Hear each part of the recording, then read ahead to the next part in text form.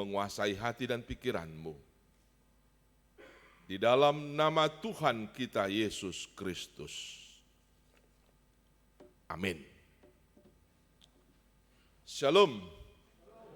Horas. Salam Repermanda.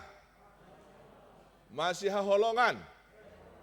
Ini kurang semangat, sebelumnya semangat ini. Apakah sudah turun itu masih Holongannya? Sekali lagi saya meminta kita menjawab dengan semangat karena itu adalah yel-yel kita, dan jujur saya juga belajar dari yel-yel ini di Kertanegara, ya, dari Masya Holongan. Saya bilang Repermanda Masya Holongan, kalau di Kertanegara saya tiru di sini Kertanegara Marpa Kirimon, Marpa Kirimon Kertanegara, saya tiru dari sini itu, tapi jangan dibocorkan ke Kertanegara ya. Sekali lagi saya minta dulu supaya spirit yel-yel kita itu tetap ada, ya. Tetap bergelora sehingga itu bisa membantu kita mengejawantakannya. Salam Repermanda. Masih Holongan. Molonga semangat songoni amang situan no molo mula kita pangrupian nasida pasti belgama artinya. Kemudian itu hatta ibu bapak saudara-saudari yang dikasih Tuhan kita Yesus Kristus, firman Tuhan yang menjadi berita sukacita bagi kita pada hari Minggu ini tertulis dari kitab Ratapan 3 ayat 19 sampai 26. Namun sebelum saya baca, saya perkenalkan diri dulu bagi kita sekalian. Mana tahu ada yang lupa, tak terasa sudah 2 tahun 1 bulan. 2 tahun 1 bulan lah kami meninggalkan gereja kita ini, pindah ke tempat tugas di HKBP Kertanegara. Saya Pendeta Horas Mangoli Pak Pahan, istri masih tetap sama seperti yang sebelumnya, baru manurung hadir bersama kita di tengah-tengah persekutuan ini. Dan tadi yang memberikan penerangan sedikit dari HKBP Salatiga sebagai Ketua Panitia Ambang Sintua Siahan, dan satu lagi sekretarisnya Ambang Situari Tongah. Bahasa udok songoni aladong pepatah Melayu, mendok tak kenal maka tak sayang, setengah kenal terbayang-bayang. Jadi sotung terbayang-bayangan non isi teh nasida. Jadi molonga terkenal kenal tubuh mah holongi. Ratapan 3 ayat 19 sampai 26. Demikian firman Tuhan menyapa kita pribadi lepas pribadi. Judulnya perikop ini penghiburan dalam penderitaan. Ingatlah akan sengsaraku dan pengembaraanku, akan ipu dan racun itu. Jiwaku selalu teringat akan hal itu dan tertekan dalam diriku. Tetapi hal-hal inilah yang kuperhatikan. Oleh sebab itu aku akan berharap. Tak berkesudahan kasih setia Tuhan, tak habis-habisnya rahmat-Nya, selalu baru tiap pagi, besar kesetiaan-Mu. Tuhan adalah bagianku, kata jiwaku. Oleh sebab itu aku berharap kepada-Nya. Tuhan adalah baik bagi orang yang berharap kepada-Nya, bagi jiwa yang mencari Dia. Adalah baik menanti dengan diam pertolongan Tuhan. Demikian pembacaan firman Tuhan bagi kita sekalian. Sukamu, sukaku. Dukamu, dukaku. Itu dulu satu statement. Statement yang kedua, sukamu, sukaku. Dukamu bukan dukaku. Statement yang kedua. Statement yang ketiga, sukamu, dukaku. Dukamu, sukaku. Kira-kira kalau 3 statement ini diperhadapkan kepada saya atau kepada ibu bapak sekalian, di posisi statement keberapa kita? Di posisi statement berapakah saya atau ibu bapak, saudara-saudara, ketika statement itu diperhadapkan kepada kita di tengah-tengah kehidupan pada saat ini. Statement pertama tadi, sukamu, sukaku, dukamu, dukaku. Sukamu, sukaku, dukamu bukan dukaku. Sukamu, dukaku, dukamu, sukaku.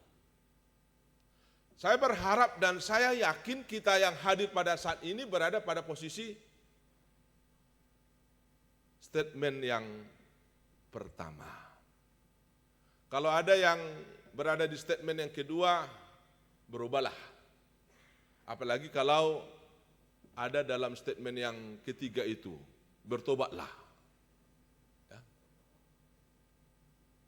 Saya yakin ibu bapak, anak-anak Tuhan yang beribadah pada pagi hari ini, di dalam hidupnya berdiri pada statement, sukamu, sukaku, dukamu, dukaku.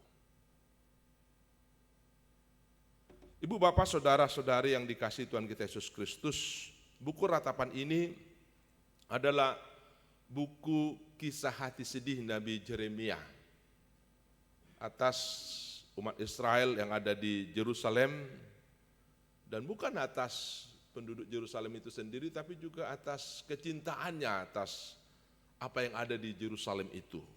Sehingga dia dapat merasakan ketika Yerusalem itu hancur oleh pemerintahan Babel.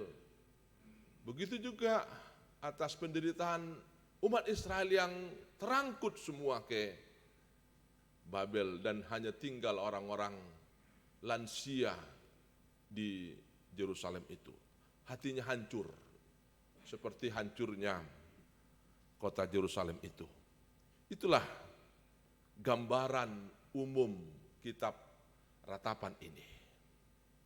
Bagaimana Yeremia itu sebagai penulis kitab ratapan dapat merasakan apa yang dirasakan umat Israel di Yerusalem. Bahkan atas kota-kota terlebih bait suci yang tadinya megah berdiri, tapi ketika penjajahan Babel masuk dan mereka kalah, dihancurkan, hatinya juga ikut hancur. Sekalipun sebelumnya Nabi Yeremia mengingatkan umat Israel agar mereka bertobat, karena memang semuanya itu terjadi karena pelanggaran mereka atas firman Tuhan, karena ketidaksetiaan mereka terhadap Tuhan. Dan Tuhan telah mewanti-wanti, kalau kalian tidak bertobat, kalau kalian tidak berubah, maka aku akan mendatangkan hukuman. Itulah dulu konsep perjanjian lama. Kalau ada penderitaan selalu memang itu karena pelanggaran. Tapi pemikiran kita sekarang tidak sedemikian sempitnya lagi melihat satu-satu penderitaan. Umpamanya kalau kita lihat ada penderitaan sekarang di Tapanuli Utara karena gempa, itu bukan karena dosa, itu karena bencana alam. Tapi sebelum-sebelumnya fokus orang perjanjian lama memahami, dan itu memang tidak salah. Kalau ada penderitaan itu karena kejahatan atau pelanggaran mereka ke firman Tuhan. Tapi sekarang kita tidak sempit lagi memandang penderitaan itu, kita bisa objektif. Ibu bapak, saudara-saudari yang dikasihi Tuhan kita Yesus Kristus, melalui nas firman Tuhan hari ini, Yeremia mau mengungkap sisi lain. Sisi positif dari suatu hukuman Tuhan. Sisi positif dari suatu penderitaan, sisi positif dari suatu persoalan yang menimpa kehidupan umat Israel, ataupun juga dia tarik kepada kita sekarang. Bagaimana kita mampu melihat satu sisi positif dari persoalan-persoalan yang menimpa kehidupan kita, dari penderitaan-penderitaan yang kita alami di dalam kehidupan kita. Itulah satu hal yang mau diungkap oleh firman Tuhan yang menyapa kita pada hari Minggu ini, Minggu ke-16 sesudah Trinitatis. Nah, firman Tuhan hari ini mengajak dan mengajar kita untuk mencari dan melihat nur.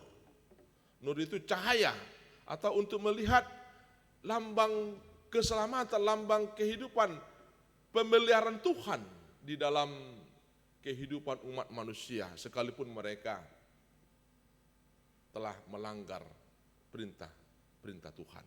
Tapi Tuhan masih menghadirkan dalam bentuk terselubung, dalam bentuk tersembunyi, jalan keselamatan yang menunjukkan bahwa tidak selamanya Tuhan itu menghukum, membenci orang-orang yang tidak taat padanya. Atau dalam istilah yang umum, saya melihat nats ini ada satu berkat tertinggi yang mau diberitahukan kepada kita. Jadi dalam pemahaman saya tentang berkat ini, ibu bapak saudara-saudara, ada 3 bentuk. Yang pertama itu bentuk yang terendah, yang kita kenal dengan istilah berkat umum. Jadi semua orang untuk berkat umum ini menerimanya. General blessing. Orang jahat pun, orang baik pun pasti menerima berkat umum ini. Itu berupa panas matahari, udara, hujan, dan lain-lain. Itu merupakan berkat Tuhan. Ya, itu yang disebut dengan berkat umum. Lalu ada berkat yang kedua, ini agak lebih tinggi sedikit nilainya, bedanya yaitu disebut dengan berkat khusus, special blessing. Ini hanya ada bagi orang-orang yang memang berkenan di hati Tuhan, yang memiliki talenta.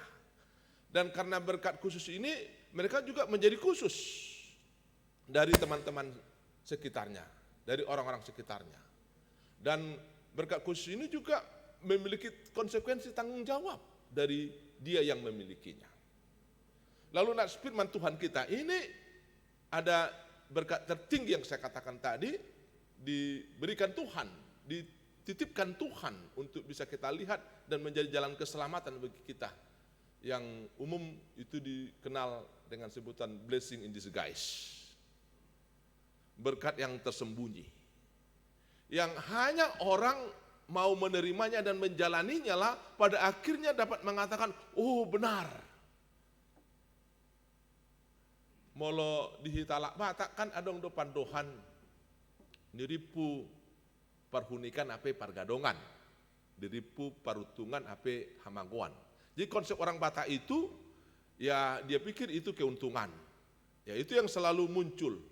Tapi ketika dia tidak bisa melihat yang katanya itu keuntungan, tidak bisa mengelolanya, tidak bisa mempertanggungjawabkannya, pada akhirnya itu menjadi pargadongan, menjadi kerugian, hamaguan. Itu yang umum ada dalam pemikiran orang Batak. Tapi berkat tersembunyi yang mau diangkat oleh nats ini untuk kita ketahui dan kita miliki, sebaliknya. Yang tadinya itu dianggap suatu penderitaan, tapi sebenarnya itu adalah kehidupan. Di dalam istilah upama halak Batak, gabi hupa balik mai. Niripu pargadongan, HP parhunikan. Niripu hamaguan, HP parsaulian. Yang artinya tak pikir ini penderitaan, tak pikir ini kematian. Tahu-tahu ketika saya jalani, saya terima, saya kendalikan, saya manage dengan benar, ini adalah kehidupan, ini adalah keselamatan. Itulah yang mau diungkapkan nats ini kepada kita, kepada saya, Bapak, Ibu, saudara-saudara sekalian, dalam kehidupan yang kita jalani ini. Ya, diperkenalkan satu berkat yang khusus, berkat yang tersembunyi, yang kalau kita jalani dengan benar, dengan baik, kita terima, maka itu akan menjadi kehidupan. Jadi kalau kita perhatikan dengan khotbah minggu lalu, saya pikir ini masih ada lanjutannya. Khotbah minggu lalu itu kan makasabapon. Makasabapon itu, kata makasabapon itu mampu menerima apa adanya.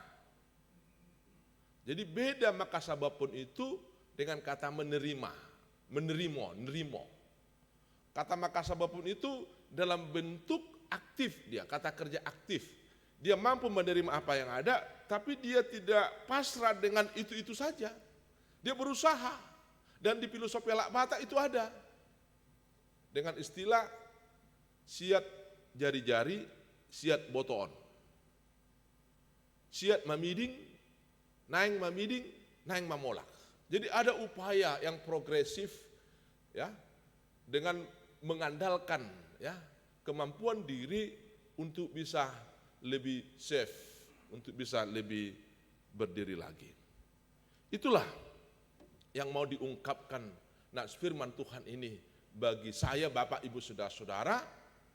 Dan mari kita lihat, jangan-jangan hal seperti itu ada dan dihadirkan Tuhan dalam kehidupan kita pada saat ini. Yang harus kita cari dan yang harus kita miliki dalam kehidupan ini. Ibu bapak saudara-saudari yang dikasihi Tuhan kita Yesus Kristus, respon Yeremia atas kehancuran Yerusalem sebagai hukuman Tuhan diterimanya secara positif. Dan dia jadikan itu sebagai satu momentum ya untuk mereformasi, memperbaharui dirinya. Plus dia juga akan mau ajak umat Israel, karena memang setelah mereka terbuang ke Babel, ada konsep yang baru bagi umat Tuhan. Kalau sebelumnya konsep umat Tuhan itu umumnya berdasarkan hubungan darah. Tapi setelah mereka gagal mempertahankan status mereka sebagai umat Tuhan di tanah Kanaan, terbuang ke Babel, konsep umat Tuhan bukan lagi sebatas keturunan Abraham, Ishak dan Yakub. Tapi siapa yang mau menerima Tuhan sebagai Tuhan di dalam dirinya. Jadi pintu pembaharuan terjadi. Ya. Pintu perubahan terjadi di dalam hukuman pembuangan umat Israel ke Babel. Ibu bapak, saudara-saudari yang dikasihi Tuhan Yesus Kristus, seperti inilah cara pandang, cara sikap seharusnya orang percaya di dalam menyikapi kehidupan yang ada ini. Terlebih dalam menyikapi penderitaan, persoalan dalam kehidupan yang ada ini. Saya sendiri alami itu. Dalam peristiwa yang belakangan ini, setelah saya kena COVID, Desember 2020, sampai gereja kita HKBP Kertanegara tidak merayakan akhir dan awal tahun, karena kami yang di komplek gereja itu kena COVID. Selalu ada istilah dalam liturgi kalau kita perhatikan, COVID Sorimago, itu dituliskan dalam acara-acara yang keluar dari kantor pusat. Ada istilah COVID Sorimago. Lalu atas peristiwa yang saya alami dan saya sehat, saya ganti kalau ada istilah COVID itu Sorimago, saya ganti menjadi COVID itu Soringolu. Itu satu perubahan pemandangan, suatu perubahan pandangan terhadap apa yang ada di dalam kehidupan saya. Kalau banyak orang masih mencap COVID itu Sorimago, tapi saya sudah menggantinya dengan pengalaman atas penderitaan itu menjadi Soringolu. Penderitaan kematian. Tapi saya ganti itu menjadi penderitaan kehidupan yang membawa kepada kehidupan dan keselamatan bagi saya. Sehingga dengan demikian kita terbentuk menjadi pribadi-pribadi pemenang di dalam kehidupan ini. Bukan pribadi-pribadi pecundang. Ya. Dan itu tidak mudah Bapak Ibu Saudara-saudara sekalian. Jujur, untuk membentuk perubahan ke sana itu tidak mudah. Dan itu mengalami proses dan perubahan. Karena itu ada beberapa hal yang perlu kita perhatikan dari firman Tuhan yang menyapa kita pada pagi hari ini. Sebagai berkat yang tersembunyi itu. Pertama, nas ini mengajak saya Bapak Ibu Saudara-saudara sekalian dalam kehidupan real pada saat ini untuk senantiasa mengingat-ingat kasih setia Tuhan. Alai ironisna amang inang akang ipindaribot, seringkali kita melupakan kasih setia Tuhan, lalu mengingat men-blow off penderitaan-penderitaan yang ada. Aido sial nahi taate. Molo akka parutungan saya hatok do nilupa honi. Alai molo harugion saya ningoti-ngoti. Tapi firman Tuhan hari ini mengajak kita untuk meninggalkan pola pikir yang seperti itu. Ya. Ajakan pertama dari firman Tuhan yang menyapa kita adalah mengingat-ingat kasih setia Tuhan. Segala sesuatu itu sebenarnya kalau kita perhatikan di dalam kehidupan ini, ibu bapak saudara-saudara sekalian, ditentukan oleh diri kita sendiri. Melalui hati kita, melalui pikiran kita. Jadi jangan biarkan sesuatu yang di luar itu yang mengendalikan dirimu, yang mengendalikan pikiranmu. Disitulah kelebihan kita sebagai umat ciptaan Tuhan yang diberi akal dan pikiran oleh Tuhan. Jadi kalau kamu berikan dirimu, pikiranmu, hatimu disakiti oleh sesuatu, maka sesuatu itu akan menyakitimu. Tetapi kalau kamu katakan sesuatu itu harus kamu yang mengendalikan, maka dia tidak akan dapat menyakitimu. Dan memang itu tidak mudah sekali lagi. Apalagi orang yang berpikiran sensitif dan yang ego, itu sulit. Hanya orang-orang yang mau mendengar, mau memperhatikan, membanding-bandingkan, yang bisa melangkah ke sana. Yang bisa melangkah ke sana. Dan kita adalah orang-orang yang seperti itu. Karena kita dianugerahkan Tuhan akal dan pikiran yang luar biasa dari ciptaan lainnya. Karena itu Bapak Ibu Saudara-saudara, biarkanlah ya, jangan yang di luar itu mengendalikan dirimu, hidupmu. Tapi dirimulah, pikiranmulah yang mengendalikan segala sesuatunya itu. Itulah yang mau dipesankan pertama dari nats ini. Itu bisa kita lihat dari ayat 19 dan ayat 20 dan ayat 21. Ingatlah, ini kata kunci yang pertama. Mengingat, ya, mengingat kasih setia Tuhan. Itu hebatnya. Mari kita mulai menjalani kehidupan kita. Apakah ketika kita mengalami sukacita dan duka cita, mengawalinya dengan mengingat kasih setia Tuhan. Jadi kalau saya tak pengoti ngot asin rohani Tuhani, boy do akka hasusana dongi, boy gabe tarjalo hita jala boy tahamonakon.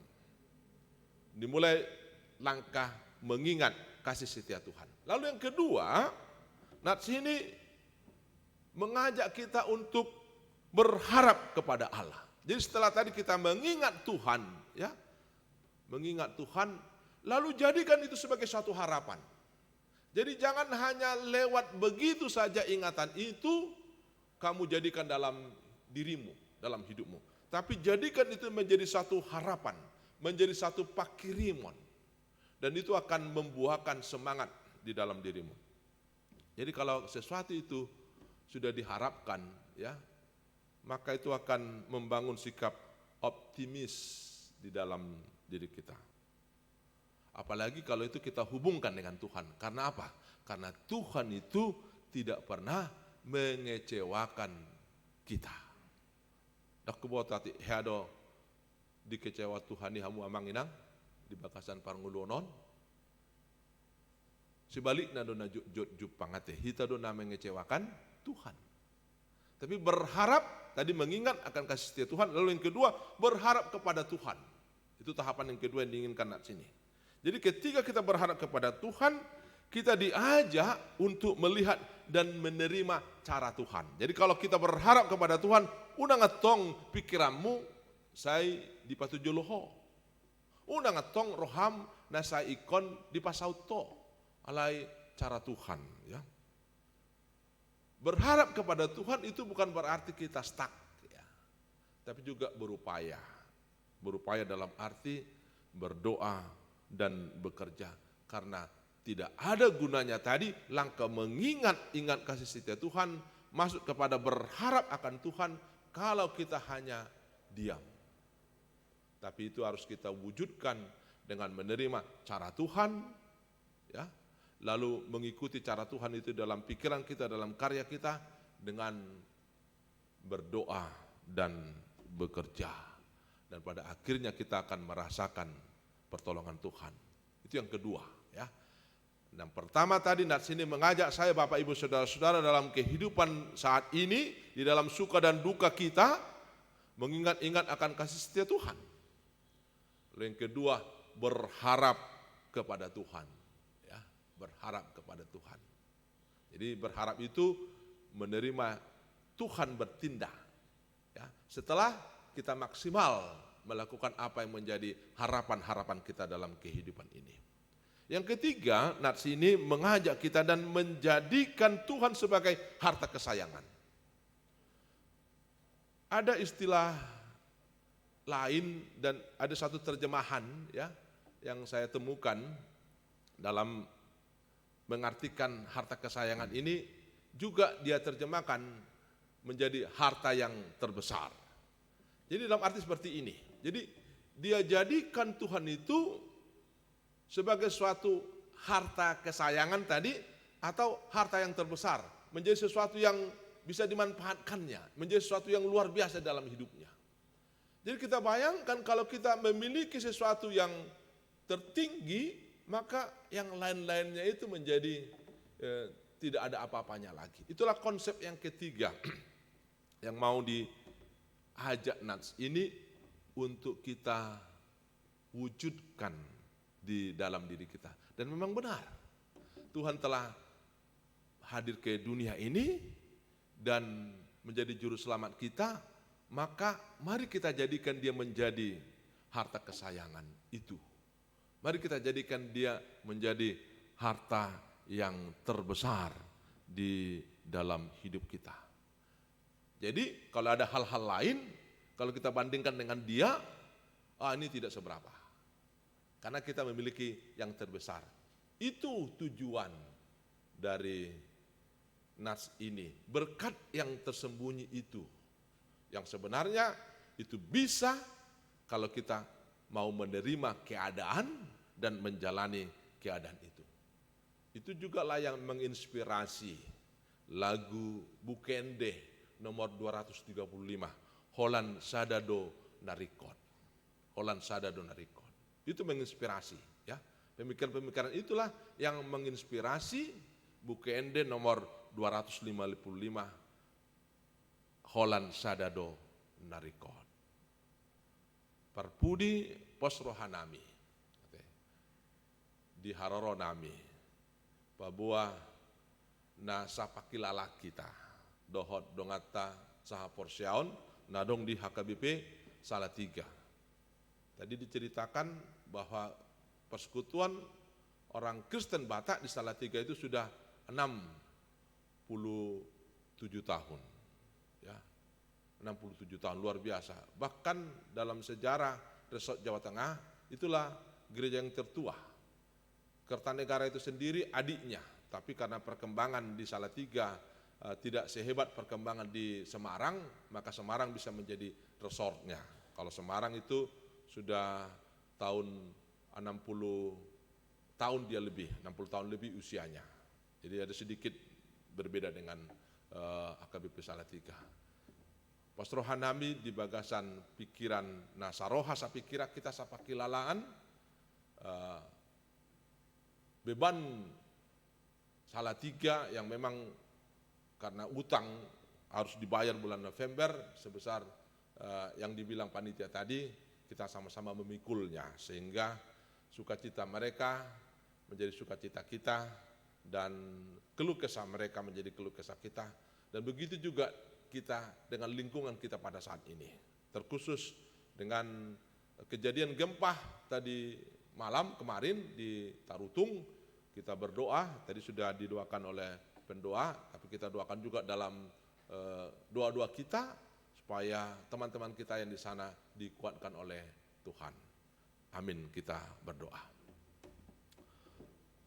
Bapa di sorga, Bapa yang kami puji sembah di dalam nama dan diri Yesus Kristus, Tuhan dan Juru Selamat kami.